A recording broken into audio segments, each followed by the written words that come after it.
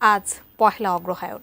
নানা আয়োজনে দিনব্যাপী আদি নববর্ষ উদযাপন চলছে ঢাকা বিশ্ববিদ্যালয়ের চারুকলা বকুলতলায়। সেখানে আছেন আমাদের সহকর্মী কিশোর জাহান। বিস্তারিত জানতে আমরা সরাসরি যুক্ত হচ্ছি আমাদের সহকর্মী কিশোর জাহানের সঙ্গে। কিশোর, এই যে আদি নববর্ষ পালন করা হচ্ছে, আপনার মাধ্যমে আসলে এর নতুনত্ব সম্পর্কে জানতে চাই, কারণ আমরা এর আগে তো নববর্ষ পালন করে এসেছি বৈশাখে। চারুকলার বকুলতলায় কিন্তু আজকে সারা দিন ধরে উৎসবের আমেজ, এবং সেই উৎসবটা কিন্তু আদি নববর্ষ উদযাপনে।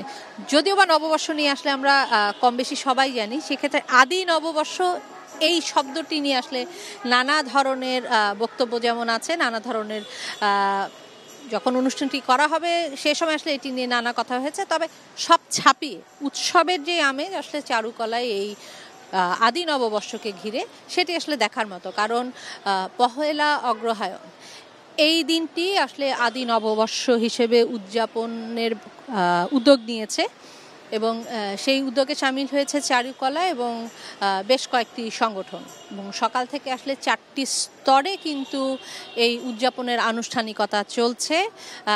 এই মুহূর্তে ঠিক চারুকলার যে জায়গাটিতে দাঁড়িয়ে আছি, বকুলতলার ঠিক সামনে, সেখানে কিন্তু সকাল থেকে ছবি আঁকা হয়েছে, এবং সেই ছবিটি পুরোটাই আসলে নবান্নকে ঘিরে। 15 জন শিল্পী কিন্তু এই ছবি আঁকছেন।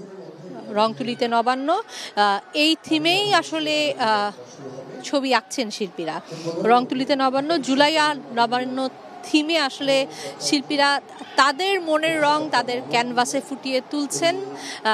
দেখতেই পাচ্ছেন জাকিয়া, আসলে সকাল থেকে কিন্তু প্রথম যে পর্বটি ছিল সেটি ছিল আসলে রংতুলিতে নবান্ন, এবং যেহেতু দিনব্যাপী আয়োজন, সেই দিনব্যাপী আয়োজনকে ঘিরে কিন্তু নানা ধরনের আনুষ্ঠানিকতা এরই মধ্যে শুরু হয়েছে। একদিকে যেমন রংতুলিতে ক্যানভাস রাঙানোর কাজ চলছে, ঠিক আরেক প্রান্তে কিন্তু নানা ধরনের স্টল বসেছে, যেখানে আসলে বাঙালির যে ঐতিহ্য, যে সংস্কৃতি, নানা অনুষঙ্গ আছে, হাত পাখা থেকে শুরু করে একতারা, এই জিনিসগুলো কিন্তু নতুন করে পরিচিত করিয়ে দেওয়ার চেষ্টায় আসলে এই আয়োজন। এবং একই সঙ্গে আরেকটি যেটি পর্ব ওনারা রেখেছেন সেটাই হচ্ছে আনন্দযাত্রা।